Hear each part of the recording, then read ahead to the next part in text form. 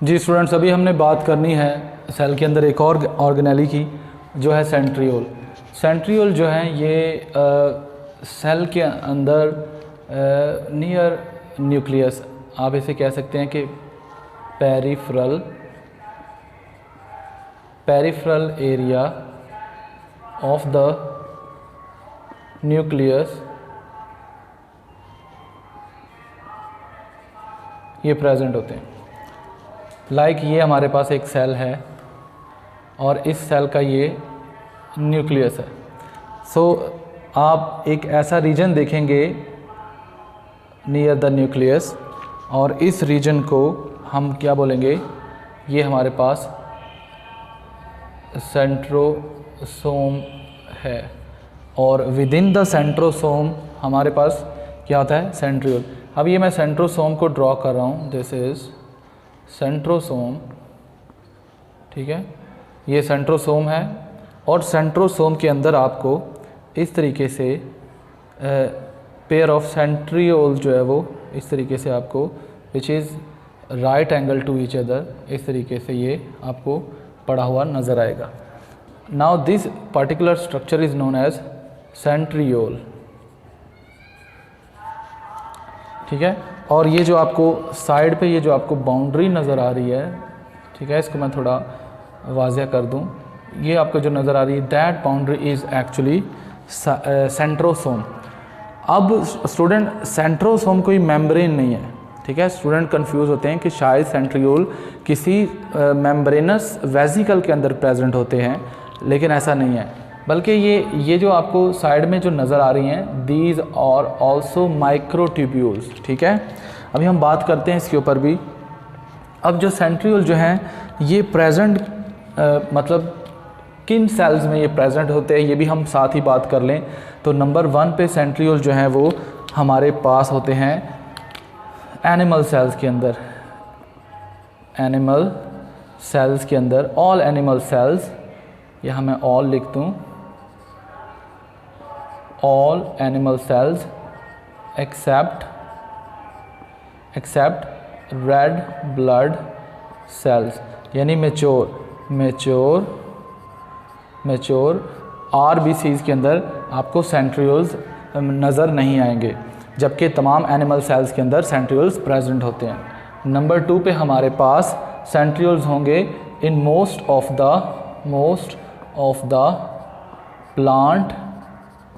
Plant cells.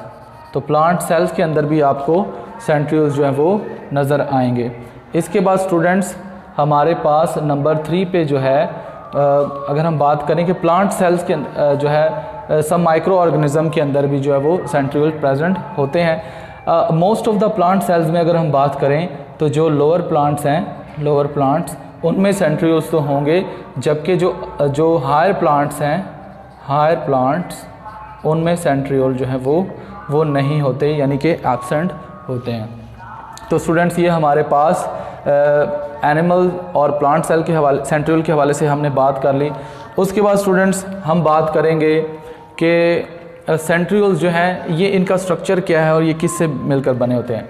तो अगर हम सेंट्रियोल के स्ट्रक्चर की बात करें, इनके स्ट्रक्चर की अगर हम बात करें तो सेंट्रियोल जो है ये इनका स्ट्रक्चर ये ट्यूबुलिन प्रोटीन से बनते हैं, और हम ये कह सकते हैं कि माइक्रोट्यूब्यूल्स इनके स्ट्रक्चर में होते हैं। माइक्रोट्यूब्यूल्स अगेन हम पिछले लेक्चर में देख चुके हैं कि माइक्रोट्यूब्यूल्स क्या होते हैं। तो वही tubulin protein alpha beta tubulin dimer आपस में मिलते हैं, पॉलीमराइजेशन होती है, स्पाइरल अरेंजमेंट में ये सारे जो है वो डाइमर्स जब मिलते हैं तो एक हमारे पास हॉलो ट्यूब लाइक स्ट्रक्चर आता है, जो पिछला लेक्चर हम तफसील से बात कर चुके हैं। बिल्कुल उसी तरीके से माइक्रोट्यूब्यूल्स जो हैं वो जो कि ट्यूबुलिन प्रोटीन की बनी होती हैं, सेंट्रियोल के अंदर भी वही मौजूद होती हैं। तो स्टूडेंट अगर हम सेंट्रियोल को ड्रॉ करें कि माइक्रोट्यूब्यूल जो है वो 9 सेट होते हैं, 9 सेट्स, और ईच जो सेट है, each set of microtubule is further contain 3 microtubules, ठीक है, जिसको हम ट्रिपलेट बोलते हैं, ठीक है। 3 माइक्रोट्यूब्यूल्स ट्रिपलेट और ये 9 सेट होते हैं। अभी मैं इसको ड्रॉ करता हूँ तो आपको ये समझ आ जाएगी। तो अगर हम देखें स्टूडेंट्स, ये हमारे पास माइक्रोट्यूब्यूल्स के 9 में सेट बनाने लगा हूँ, ठीक है। तो स्टूडेंट ये 9 माइक्रोट्यूब्यूल्स हैं। अब माइक्रोट्यूब्यूल्स के चूँकि मैंने बात की 3 सेट होते हैं, तो इधर मैं सेपरेटली ये 3 का सेट ड्रॉ करने लगा हूँ। तो हमारे पास जो एक ट्रिपलेट होगा उसमें ये एक माइक्रोट्यूब्यूल है, ठीक है। दिस इज़ माइक्रोट्यूब्यूल, इसका नाम है ए, ठीक है। और ये सेकंड माइक्रोट्यूब्यूल है, ठीक है। और इसी तरीके से ये थर्ड माइक्रोट्यूब्यूल है, ठीक है। तो इसको बी बोलेंगे और इसको सी। स्टूडेंट जो ए माइक्रोट्यूब्यूल है इसके अंदर जो है वो 13 प्रोटोफिलामेंट्स जो है वो होते हैं। 1 2 3 4 5 6 7 8 9 10 11 12 एंड 13। और इस तरीके से 13 जो है वो प्रोटोफिलामेंट्स, जबकि जो बी एंड सी है इसमें 11 जो है वो प्रोटोफिलामेंट्स जो है वो मौजूद होते हैं। एक चीज़ आपने नोट की है, जो ए वाली माइक्रोट्यूब्यूल है ये कंप्लीट माइक्रोट्यूब्यूल है, whereas B and C these are the 2 partial microtubules, यानी ये कंप्लीट माइक्रोट्यूब्यूल्स एक कंप्लीट सर्कल नहीं बना रही। तो ये एक हमारे पास एग्जांपल है एक ट्रिपलेट की, which is made up of 1 complete and 2 partial microtubules.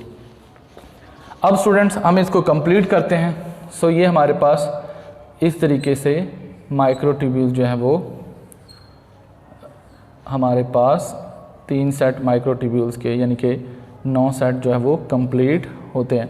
तो स्टूडेंट्स आप अंदाज़ा कर सकते हैं कि ये एक ट्रिपलेट 2 3, ठीक है। इस तरीके से टोटल हमारे पास 9 ट्रिपलेट्स जो है वो होते हैं, ठीक है, जिन्हें 9 सेट मैंने यहाँ लिखा।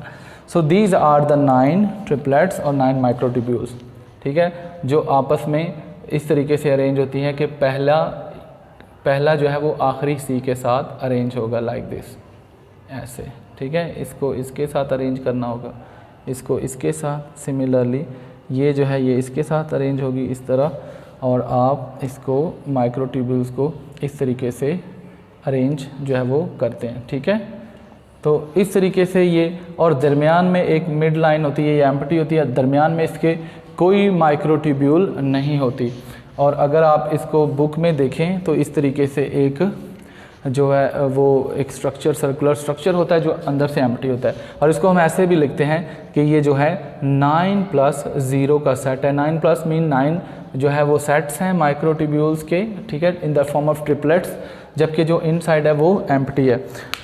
तो अब स्टूडेंट्स नेक्स्ट जो है कि माइक्रोट्यूब्यूल्स के बाहर इस तरह 9 जो है वो माइक्रोट्यूब्यूल्स के फिलामेंट्स होते हैं, 9 इन नंबर। ये फिलामेंट्स जो हैं ये मिलकर इनके गिर्द जो है ये सेंट्रोसोम जिसे हम बोलते हैं ना, एक्चुअली वो यही माइक्रोट्यूब्यूल्स हैं जो सराउंड करती हैं सेंट्रियोल्स को। तो स्टूडेंट ये हमारे पास सेंट्रियोल है जो बनता है माइक्रोट्यूब्यूल से, ठीक है। और सेंट्रियोल जो है स्टूडेंट ये एक सेंट्रियोल है, और इस तरीके से 2 सेंट्रियोल्स होते हैं नियर द न्यूक्लियस और न्यूक्लियर एनवेलप। और ये जो 2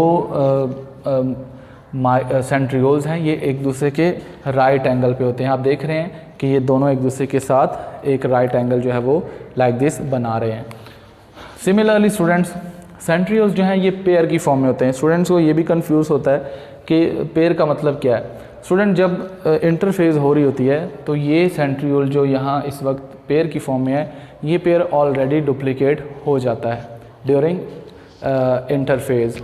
और जब सेल में प्रोफेज हो रही होती है, यानी at the start of the prophase, these centrioles which has already been duplicated in the prophase, they start migrating towards their respective poles, यानी कि ये एक जो है वो जो डिवाइडेड न्यूक्लियस हैं सेंट्रियोल्स हैं वो दोनों अपनी अपनी साइड पर ऐसे जाना शुरू कर देते हैं और सेल के अंदर सेल की बाइपोलैरिटी को मेंटेन करते हैं। तो आप देख रहे हैं कि एक सेंट्रियोल का डबल पेयर यानी लाइक दिस, एक इस तरफ है और दूसरा इस तरफ है। तो अब ये जो है वो सेंट्रियोल जो है वो इस तरीके से इनकी डिवीज़न होती है और इनकी सेपरेशन होती है। स्टूडेंट, इन सेंट्रियोल्स की अगर आपको याद हो, मतलब मैंने आपको बताया कि ये सेंट्रियोल वही माइक्रोट्यूब्यूल जो हम पीछे पढ़ के आ रहे हैं जो साइटोस्केलेटन बनाती हैं, एक्चुअली वही माइक्रोट्यूब्यूल्स ये सेंट्रियोल भी बना रही हैं। सेंट्रियोल्स को के लिए एक और नाम यूज़ किया जाता है MTOCs। MTOCs स्टैंड फॉर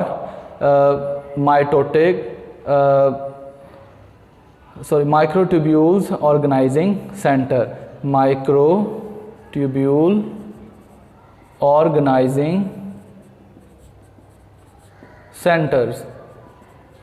ये जो MTOCs हैं यानी माइक्रोट्यूब्यूल ऑर्गेनाइजिंग सेंटर्स, ये सेंट्रियोल्स को बोला जाता है। और दूसरी तरफ एक और है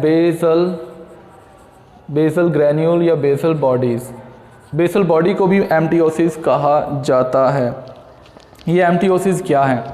स्टूडेंट, जब सेल तकसीम हो रहा होता है, लेट सपोज इसी सेल को हम देखें तो उसका न्यूक्लियस जो है वो उसकी न्यूक्लियर एनवेलप ब्रेक हो जाती है और दोनों सेंट्रियोल्स अपने अपने पोल से ऐसे माइक्रोट्यूब्यूल्स को ऑर्गेनाइज या ओरिजिनेट करवाते हैं। और ये माइक्रोट्यूब्यूल्स जब ये फॉर्म होते हैं तो ये क्रोमोसोम्स को उनके जो सेंट्रोमेर के साथ जोड़ लेते हैं। ठीक है, तो ये मैं ब्लू में क्रोमोसोम्स दिखा रहा हूँ।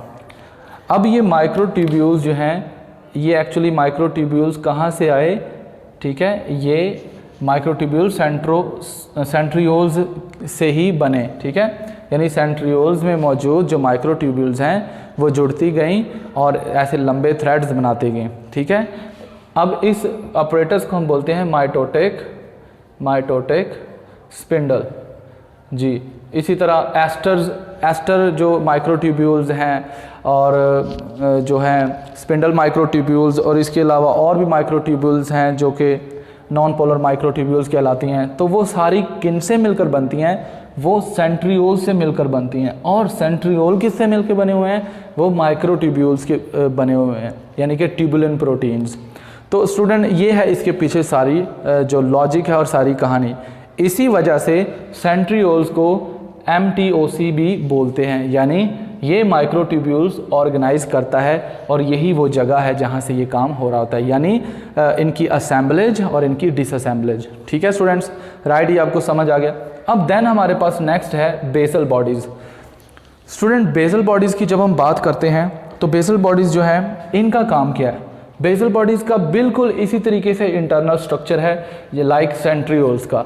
जैसे कि मैंने ये भी आपको समझाया ये सारा किस तरीके से माइक्रोट्यूब्यूल्स और ट्रिपलेट अरेंज होते हैं, बिल्कुल इंटरनली बेसल बॉडीज़ का यही स्ट्रक्चर है। लेकिन बेसल बॉडीज़ जो हैं वो सेंट्रियोल्स नहीं हैं। क्यों? क्योंकि बेसल बॉडीज़ जो है ना, इनका काम क्या है? बेसल बॉडीज़ जो हैं इनका फंक्शन है कि ये सीलिया, सेल के अंदर जो कुछ सेल्स हैं जिनमें सीलिया होते हैं और फ्लैजेला, ये उनमें प्रेजेंट होते हैं। ठीक है, basal bodies, these are the MTOCs like centrioles. ये भी MTOCs ही होती हैं, बेसल बॉडीज़ भी। ये ऐसे MTOCs हैं जो सिर्फ सीलिया और फ्लैजेला बनाते हैं, यानी उसी तरीके से माइक्रोट्यूब्यूल्स की असेंबलिंग और डिसअसेंबलिंग होती है और हमारे पास जो स्ट्रक्चर बनते हैं लाइक सीलिया एंड फ्लैजेला, उनकी रिस्पॉन्सिबिलिटी बेसल बॉडीज़ के ऊपर है। तो हम कह सकते हैं कि basal bodies are present only those cells in which cilia and flagella formation occurs, whereas the centrioles are present on those cells in which during nuclear division mitotic spindle formation is occurring or happening।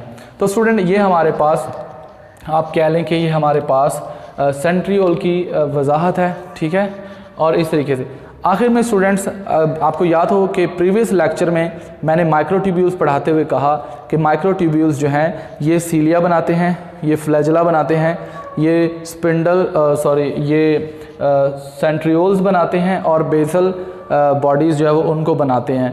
तो actually students, ये सारे structure जिनके मैंने नाम लिए ये सारे microtubule से ही बने होते हैं। लेकिन याद रहे कि सेंट्रियोल्स जो हैं ये ये जो है इनका काम क्या है, स्पिंडल फाइबर्स बनाने, एस्टर फाइबर्स बनाने या इंटरमीडिएट फाइबर्स बनाने, नॉन पोलर फाइबर्स, जबकि बेसल बॉडीज़ का फंक्शन फ्लैजिला और जो है वो सीलिया फॉर्मेशन है। और सीलिया एंड फ्लैजिला फॉर्मेशन जिन सेल्स में होगी वहाँ बेसल बॉडीज़ होंगी, और जिनमें माइटोटिक स्पिंडल फॉर्मेशन होगी वहाँ सेंट्रियोल्स मौजूद होंगे, और कोलेक्टिवली इन दोनों को एम्टियोसिस भी कहा जाता है। स्टूडेंट, मैं उम्मीद करता हूँ ये टॉपिक थोड़ा सा अजीब था, लेकिन मैं समझता हूँ कि ये आपको समझ आया होगा। तो मेरी वीडियोस को देखते रहिए और लाइक शेयर सब्सक्राइब भी करते रहिए। शुक्रिया, अल्लाह हाफ़िज़।